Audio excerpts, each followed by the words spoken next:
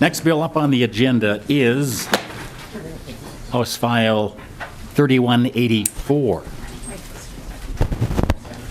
And Representative Franzen, would you care to move your bill to get it before the committee? Oh, I'm sorry. I will move your bill to get it before the committee, House File 3184. Good morning, and let's hear about your bill. Good morning, Mr. Chair. Good morning, committee members. Once again, it's another hemp bill.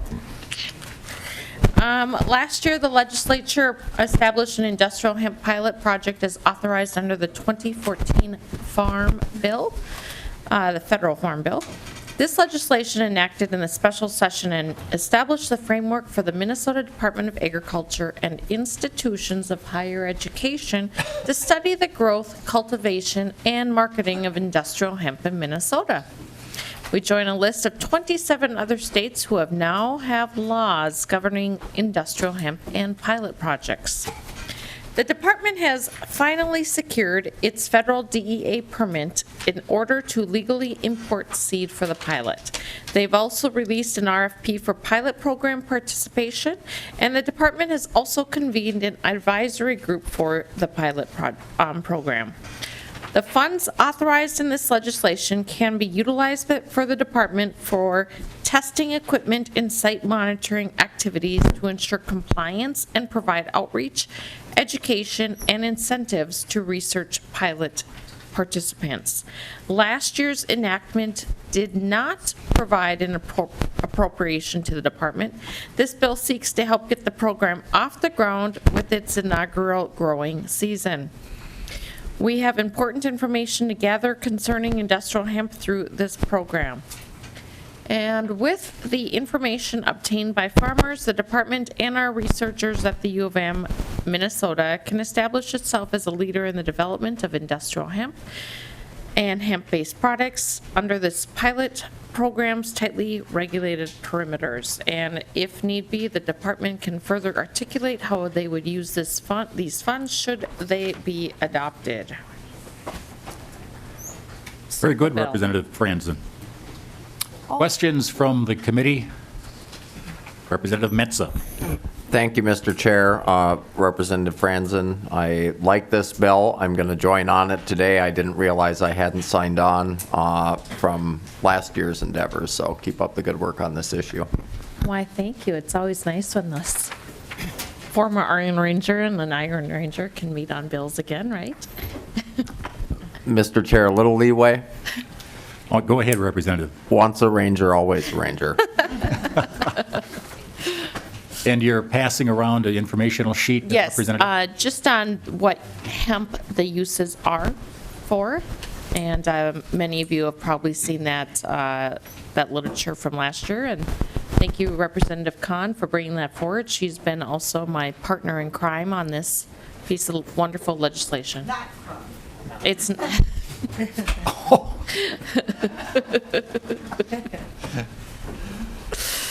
And I see you have a testifier. I was going to ask just exactly what the department has done so far, but I would suspect we're going to hear from that, from your testifier. Yes. Any other questions at this point? If not, we'll move to your testifier. Go ahead. Good morning, sir. Good morning, Mr. Chair. Member, my name is Gear Friso. I'm the director of the Plant Protection Division, and I really didn't have a formal presentation other than to comment that the department has spent an enormous amount of time trying to get this hemp program off the ground. We've diverted staff from other programs, and so we have all with the intent of trying to get seed in the ground by 2016. And as Representative Franzen commented, we did seek a permit for importing hemp seed. We sought that in September, and we just got it about a month ago. And because of the unique legal status at the federal level, this has created quite a burden for the department. There's also other legal issues, things with trying to find appropriate pesticides that are registered, marketing aspects, processing facilities. So there's a lot of groundwork that needs to be done with hemp. We believe that just for Plant Protection Division, we would like to have adequate funds to provide a staff person who could oversee this and then have some administrative support. And also, we need some funding to support field staff that could do some of the checking on the fields in order to verify that the THC levels are in fact less than 0.3%. And that's important to providing protection for farmers that this is a crop and nothing more. Another large portion of that's needed for funding is to provide support for the laboratory. There's a need for some additional equipment. The laboratory director is here if there's questions regarding the lab.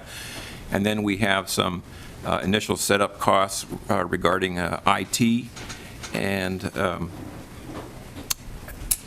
also the marketing part of it. So that's sort of where we see the breakout, and we could provide a formal fiscal note if needed. Thank you, Mr. Freeze. Just a question. You mentioned pesticides that could be used on the crop. I was at a conference earlier this winter, and somebody from Oregon, where they are growing it much more than we are. And because of label restrictions, there really, at that point, were no chemicals that could be used on the crop. Can you update us on that, the status of that?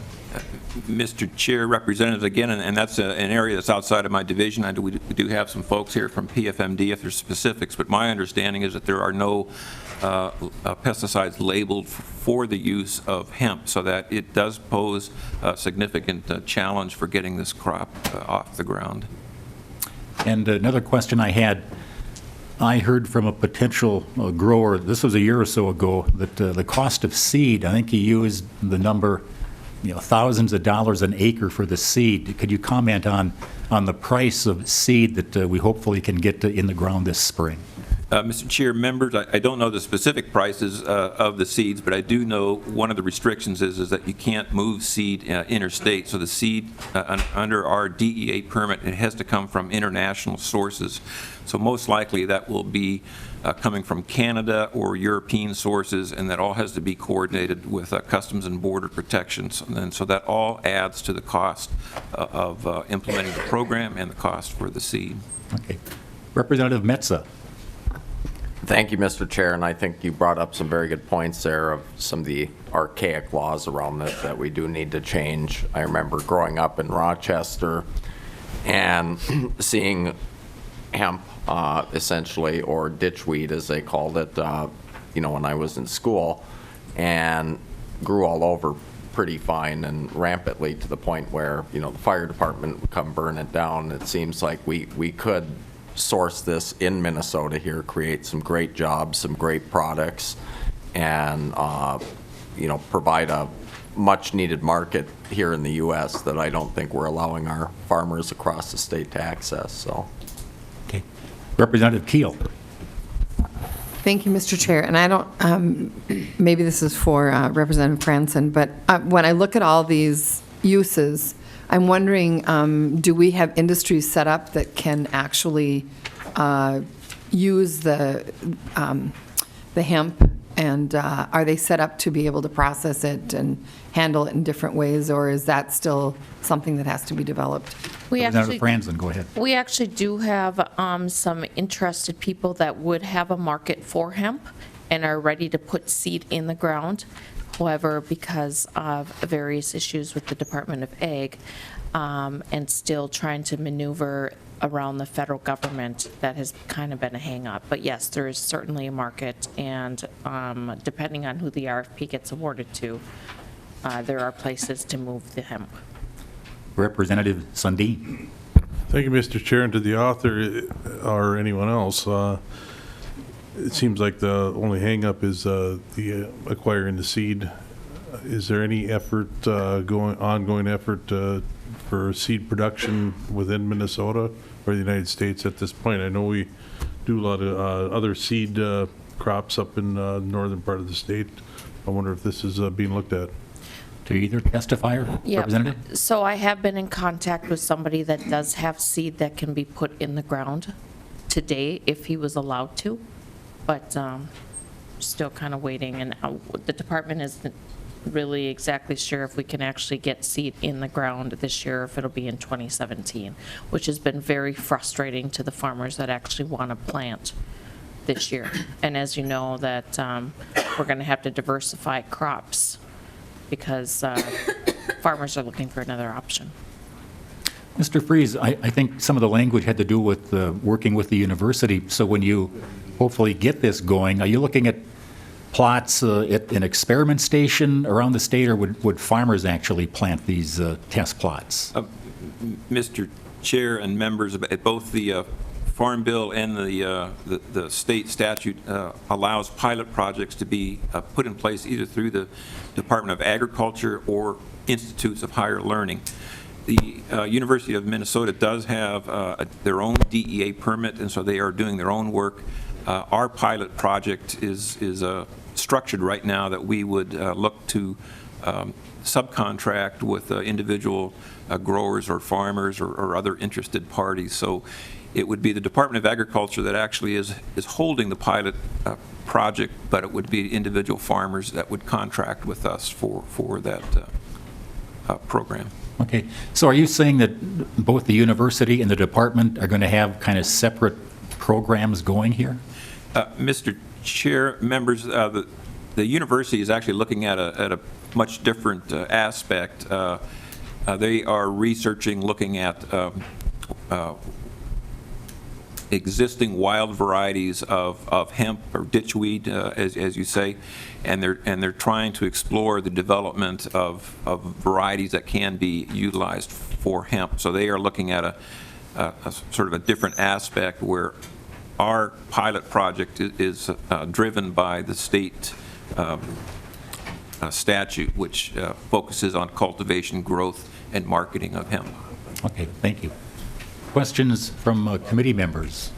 Representative Anderson. Thank you, Mr. Chair. I always get a kick out of the the usage of the word hemp and pilot in the same sentence, kind of ironic.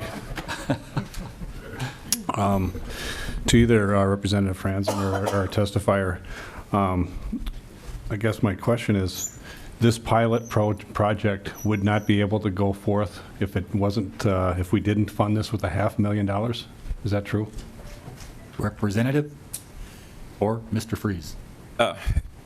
Mr. Chair, Representatives, we have done everything possible to try and make this possible for 2016. And as I said, I have diverted a lot of resources within my division to try and make that happen.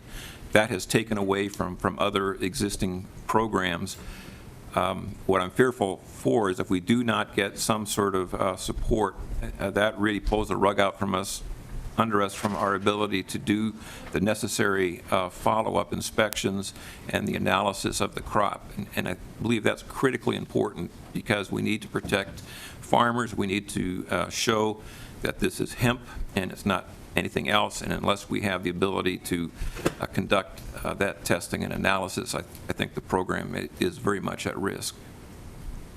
Follow-up?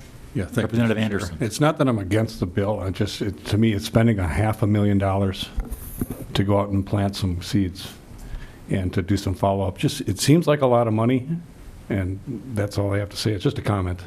Well, and Representative Franzen. sorry, thank you, Mr. Chair. And to Representative Anderson's point, you know, I agree. However, until the federal government officially removes hemp from the Controlled Substance Act, our hands are a little bit tied.